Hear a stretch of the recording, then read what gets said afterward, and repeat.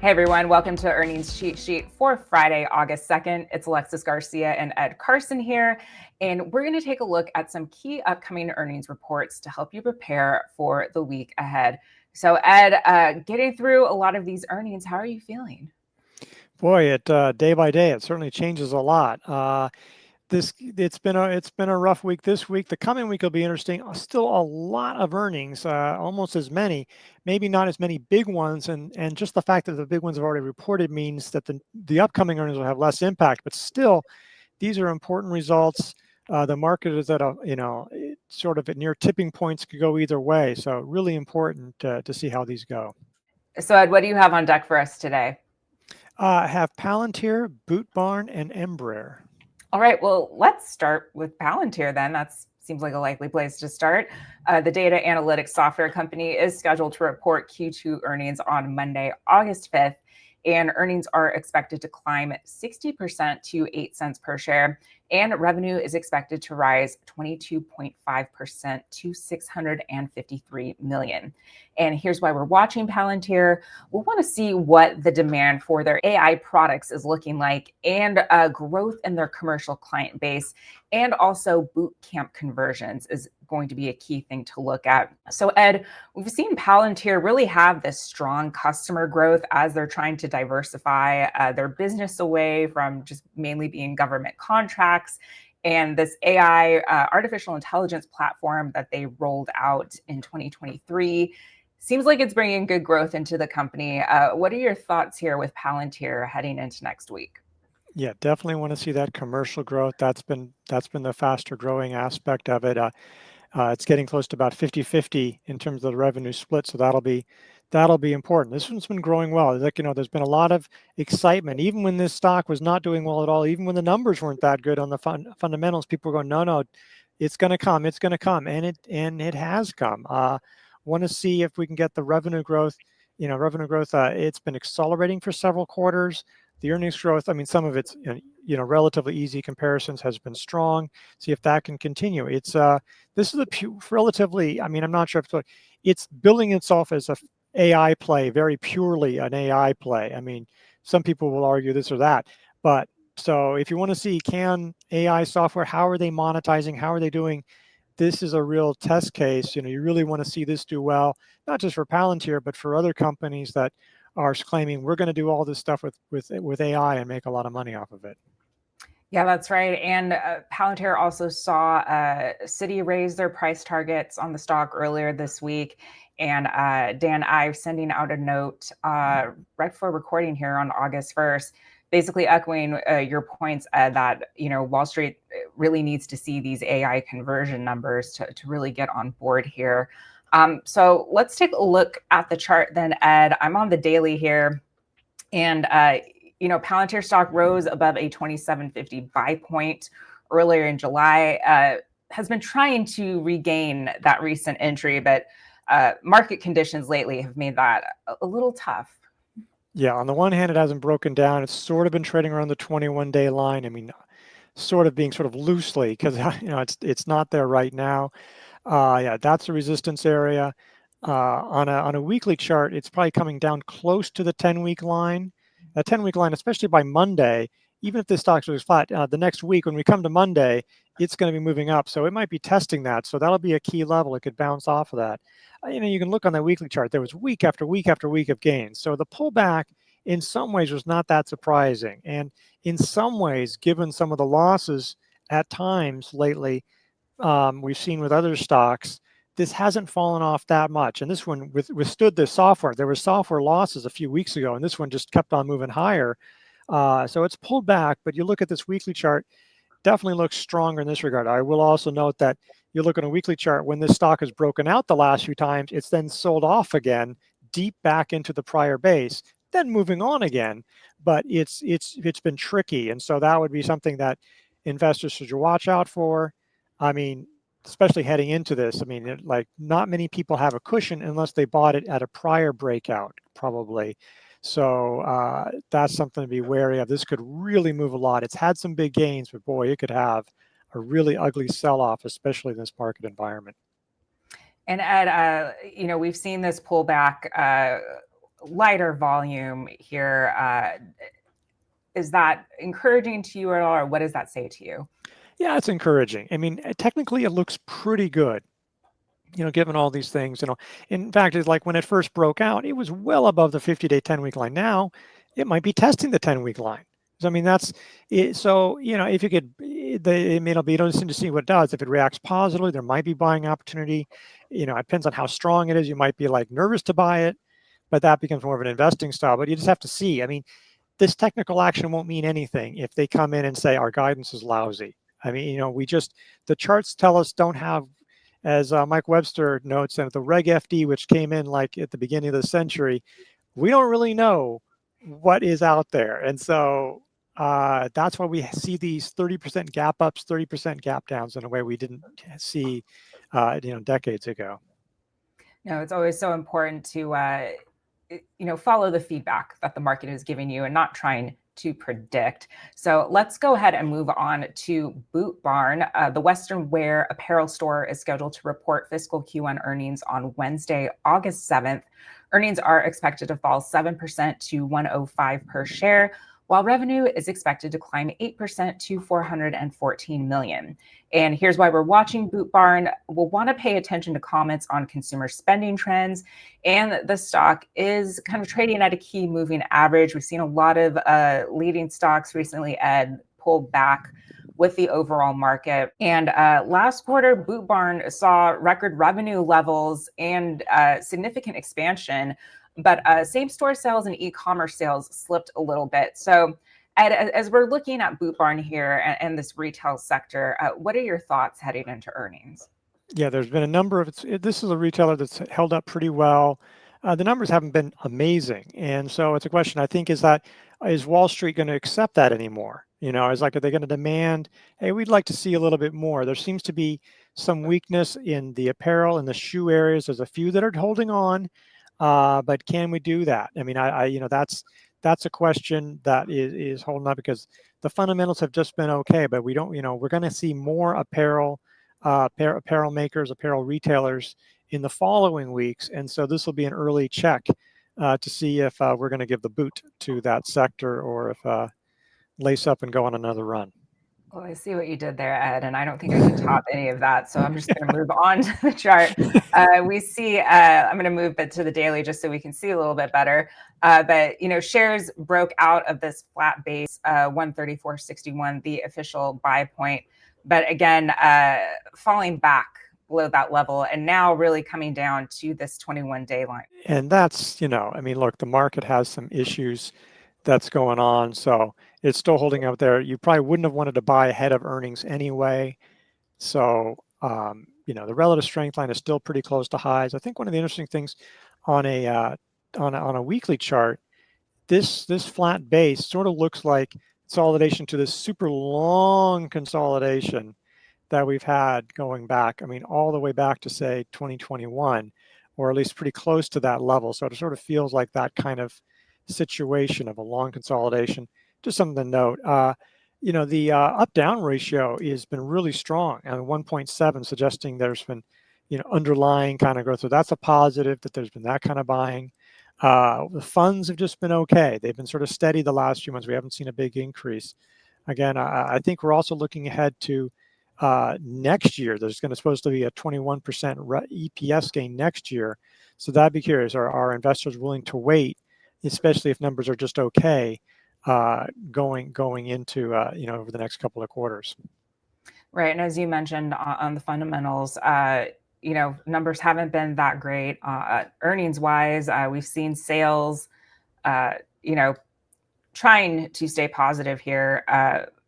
But Ed, as you mentioned, retail sector really could be a pivotal time to see where the American economy really is at. Yeah, and we're just starting to have recession fears again. So we'll see how that plays out. All right, well, let's take a look at the next name on our list, and that's Embraer, which reports earnings on Thursday, August 8th. And the aerospace company is expected to see Q2 earnings of 22 cents per share versus a loss of 10 cents the previous year.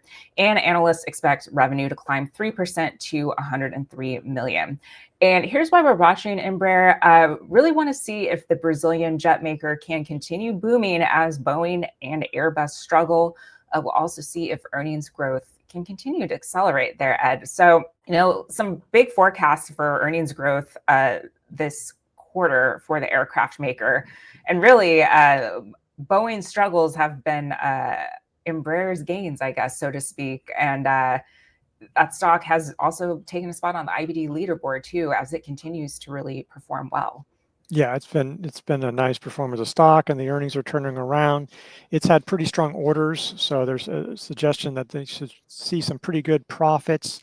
It's had really strong profit growth. I mean, triple-digit profit growth in the last 2 years. It's supposed to be triple-digit profit growth again this year. That's a pretty impressive record, especially when you're seeing Boeing these massive losses and Airbus. I mean, Airbus, I think it's restricting travel for its employees. You'd think they could find some seats but even Airbus has having to. So Embraer is really standing out with its niche jets. So that's been nice, and so that's really been a turnaround for Embraer. And yeah, it's definitely the aerospace has been pretty strong in general. And a lot of it's been the parts. So here's an actual aerospace more of a actual finished product, and but that's definitely a leading sector when a lot of the tech has been weak, aerospace has definitely come on. All right, yes, let's go to the daily chart then. And as you mentioned, that aerospace and defense group, number 25 out of 197 of those industry groups that IBD tracks. So definitely one of the top groups there. And this one, Ed, initially cleared a double bottom entry of 29.95 July 12th, but then shares have kind of meandered, I guess, shall we say, around that buy point. And again, with recent market action, reversing lower today and starting to flirt with that 21-day line. Yeah, that hasn't been great action. Some of that time, the price action, the volume hasn't been as bad. You can see there's more blue spikes out there, though some of the blue spikes at least one of them came on that sort of reversal day where it basically closed flat. But still, that's been pretty good. I mean, it's not as sightly as it was way back in February or so when it first broke out, and there was even early entries there. That one was just there and moved out. Easy peasy. There was, you bought that breakout or you bought a little early. There was never a doubt. It was never a reason to sell. Lately, it's been more turbulent. As you say, a lot of it's the market. The relative strength line the past couple of weeks has improved, even as the stock has gyrated and really hasn't gone anywhere. But something to note, because today's action was not great, and we'll just have to see where you'd buy, because that buy point is still probably valid, but you could also argue just using the recent highs, which is pretty close to the top of the consolidation, that as well. Where it starts with earnings, I mean, this could gap down, it could gap up, a lot of things could be happening. So could still be definitely something to watch because of its fundamentals and its overall general track record, but it hasn't been great action the last couple of weeks. All right, Ed, well, those were some of the big ones on our radar, but there's always more to take a look at. So let's start with SMCI, which is scheduled to report August 6th. And this one had been a big winner for so long, but recently really fading here the last month or so. So what are your thoughts here with SMCI, and how investors should be looking at this heading into earnings?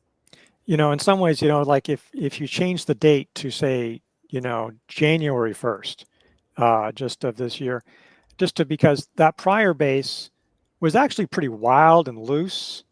It had some big moves. It fell from 357 down to the 225 or so, up and down all over the place. Now it doesn't look like. Now you can go back to the regular date, today's date, and but just to put in perspective is that now that old base, that looks tame. It almost looks like this. No, but it wasn't. But that's because of the stock action. We're seeing that again. Now it doesn't mean it has to keep coming back up. It's very much in its pattern to see this happen. We're going to see good growth, but maybe that growth is going to slow. It's been really ugly. It needs to get up probably to the 1,000 level. It keeps on flirting. It's flirted a bunch of times getting above the 50-day line, sometimes decisively, it's seemingly, only to fall back down. the AI sector is weak. And you have to also ask yourself, even while this could, if it went on a run, do better than almost anything else in the AI space, the risks are pretty high too. Is this an AI play you want to do over, say, NVIDIA or Broadcom or something that's not as messy? Because this one might fall 20% or, and have it has huge reversals, an important point here, because this is the 200-day line, you want to hold that, but it probably needs some repair time. We'll turn around. Maybe next week it'll go up 40%, and everybody's saying, "Hey, it's a buy again." But this one just looks. It's an important stock, but it's very messy. All right. Well, we don't want to dabble with messy as we head into earnings. So let's go ahead and take a look at TransDigm. Maybe this one will look a little bit nicer. And forming a flat base here, official buy point of 1369.58. And really looks like the next level that we want to see it retake is that 50-day line. Yeah, it has been living under the 50-day line, which hasn't been great. It'd be nice if it could have formed mostly over that, but it did go on a really nice run from like almost just around 800 to 1369, pretty steady incline. A lot of aerospace names have already broken out. If this one can move out above the 50-day line on earnings, you could imagine that might offer an early entry in this thing. This does have solid earnings growth, solid track record here. So definitely one to watch.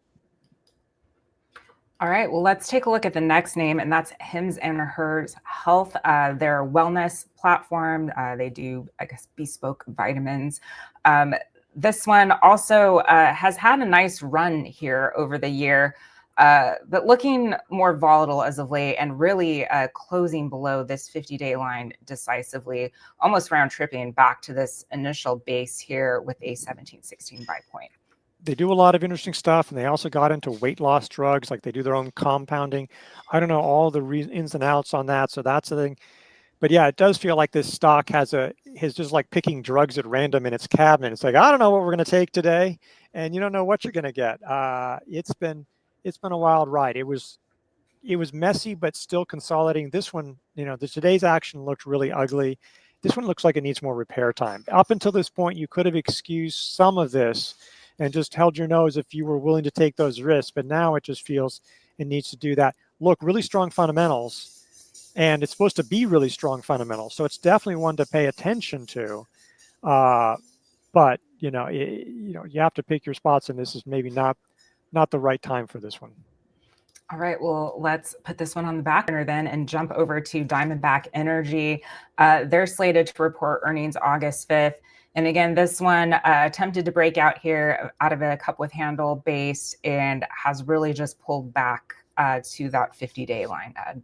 I mean, so much of this rides on the oil price, and that's really what's going on here. Oil prices have fallen quite a bit.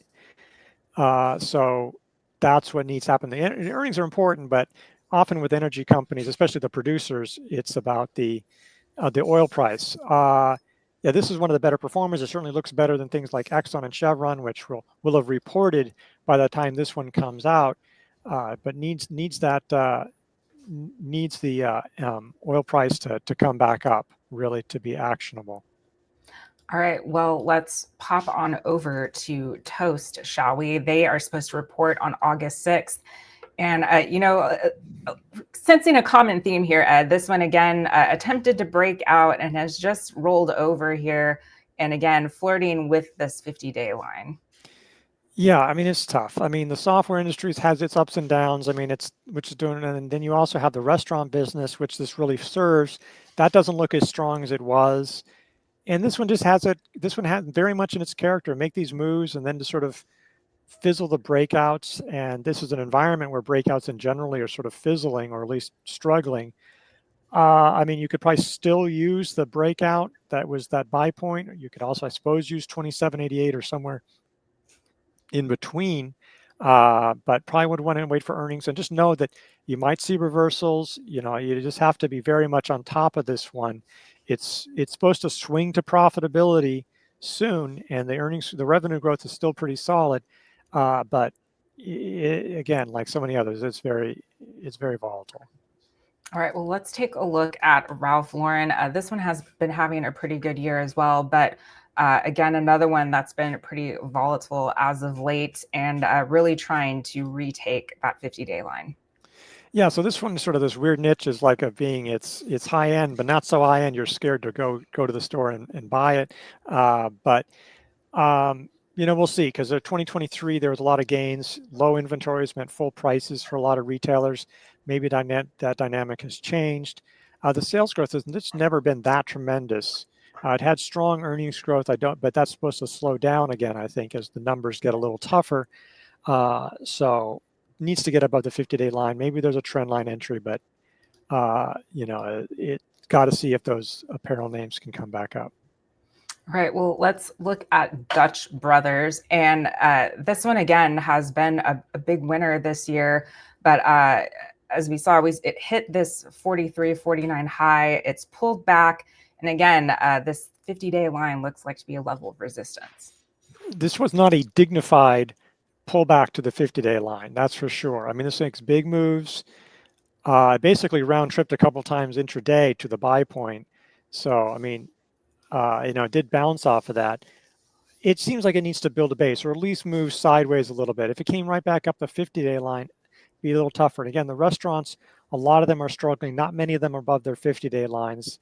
So, it'd be great if this get back up, but it wouldn't necessarily seem like a buy right away if it did. All right, let's take a look at Shark Ninja. This one's been popping up a bit on IBD Live. And again, it's building the right side of that cut base with an official buy point of 80.81. It retook that 50-day line earlier this week. So what are your thoughts here with Shark Ninja, Ed? This is acting very well, especially it's still a relatively recent IPO about a year ago. Nice consolidation here. The earnings growth is solid. The revenue growth has been picking up the last couple of quarters. You could have probably bought it off of that 50-day line, but the time is getting short. And as you see it, you probably haven't made much of a gain if you bought it off that. So for those who did, you have a decision to make, assuming it doesn't take off in the next couple of days. There's not much cushion. One to watch would be great if it formed a handle or just some kind of quasi thing and moved out. So yeah, but definitely going to be watching on earnings for this. All right, well, let's take a look at Caterpillar. They are reported to scheduled on August 6th. And again, another one peaked above this buy point here, official buy point of 364.43, but has really just rolled over now and is closed decisively below that 50-day line. So what are your thoughts on Caterpillar, Ed? Yeah, I mean, we saw some technical damage this day for Caterpillar, like a lot of other stocks. And there was some higher volume too on this. It just, not overwhelming, but not great to see. Until today, you could sort of argue, okay, it's sort of doing okay. Yeah, but it just seems to be a little messy at this point. Relative strength line has been lagging for a while. It looked like it was picking up again. And sure thinking, well, maybe it can take off, especially with other names, but needs some repair. Will be interesting to see on earnings because it is a bellwether for a lot of things, but not great action lately. All right, and let's just wrap things up by taking a look at Eli Lilly. They're scheduled for August 8th. And this one has been a big name with all the weight loss drugs coming out. It had this really nice run from this breakout back here in April. And again, as we've seen with so many of these stocks, I guess we would call this an undignified pullback, Ed. But really, didn't even stop either. That was the problem too. Right. It looks like it's trying to inch its way closer to that 50-day line. But what are your thoughts here with Eli Lilly? Yeah, on the good side, it did find some, like it was a round trip, so that wasn't good for anybody who's in it, but it did find support at a place where you'd like it to, around the old buy point. But this seems like repair work because it's pretty steep. So if it came right back up through, I mean anything can work, but it just seems like too soon on that front. Its rival Novo is going to be reporting next week as well. That one is even more trouble. Lilly has some more things on its plate, maybe, some other drugs that are promising. Novo came definitively below the 50-day, below the buy point in a way the other one did. So those both very important to see how they are. But it could that they needed some time. They've been on huge runs. I mean, there's no question that their drugs are a success. There's some concerns about rival drugs. To be honest, most of those things aren't going to come for years. So it's not like a short-term issue. A lot of great things about it, but technically they may need some time and to repair and take a rest. All right, Ed. Well, thank you so much for your insights today. It seems like the theme of the week is messy and repair. So maybe investors take some caution as these market conditions unfold around all this breaking news. But thanks again for your insights, Ed. Thank you so much. And that wraps it up for this episode of Earnings Cheat Sheet. And if you want even more market analysis, be sure to tune in to Stock Market Today with Alyssa Coram. That goes live after the closing bell. And thank you so much for watching. We'll see you next week.